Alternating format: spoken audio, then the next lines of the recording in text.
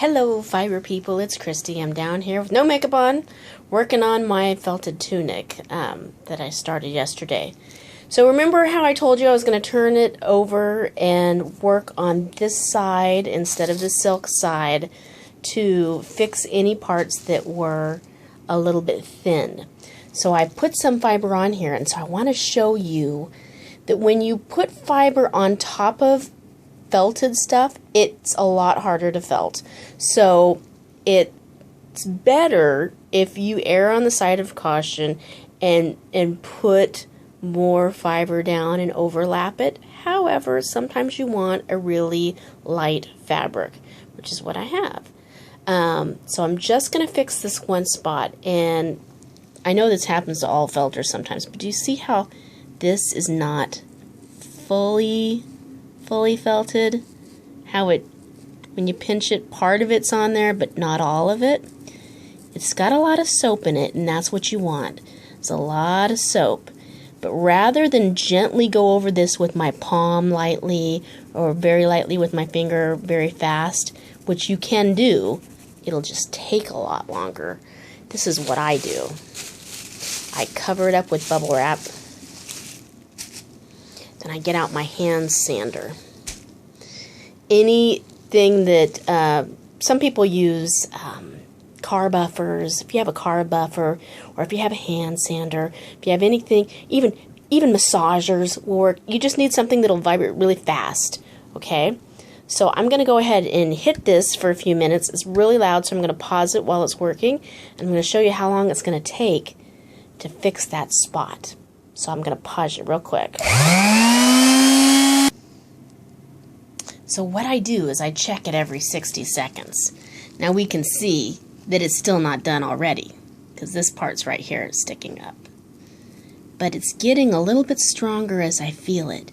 So when I've done this in the past, it's taken probably like 5 minutes as much, depending on the type of fiber that you use. Now, it might help to use hot water, but I still want this fiber to migrate through to my silk, and that works best, sorry about that light right there, that works best with cold water. So I'm going to go ahead and just do this with cold water and soap, hit it, and we'll show you how long it takes.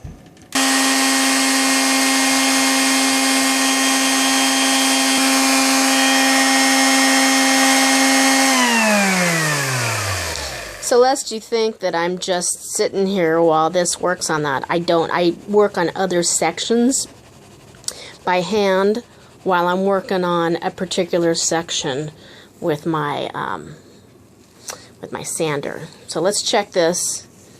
It's now been 4 minutes.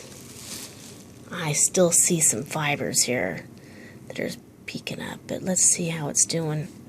It's not as strong as I want it. I want it to be really, really flat. It's starting to connect, but it's not totally connected. I might end up zapping this for 10 minutes, but I'll show you when it's done here.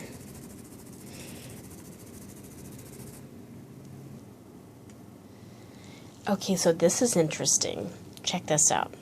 Just take me away here real quick. This section I was working on by hand, while this section I was working on with the hand sander.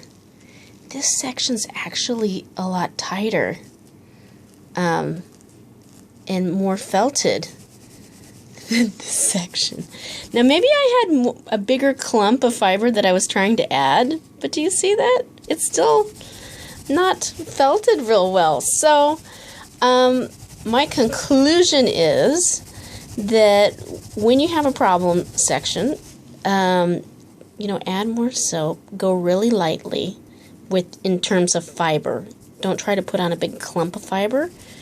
Instead, try to put just a real thin wisp of fiber. Like this is slightly too thick. Okay, just a little tiny, that much on there at a time, and layer it. Don't try to take a whole clump of it and stick it on, because it's actually going to take way more time, because you're going to end up with little bits like that that don't want to felt. So what you can do is tease it out and keep rubbing. And it will felt. And if it's not felting, you need more soap. Okay, so it's just this motion. I feel like I can't finish this without showing you that one section fixed, so I'm going to pause it and fix it and show it to you. You know what's working best? Is this. Go old school on your problem. Get your non-felting net, your felting stone or a little washboard something with ridges. Anything will work. And use a lot of friction. I've only been doing this for about 30 seconds, so let's... But already, it's felted. There are no more spots. Oh, here's a little spot. I'll work on that. But my big clump area, here's a little clump area. Let's pause and work on this section here. Yeah. Felt that.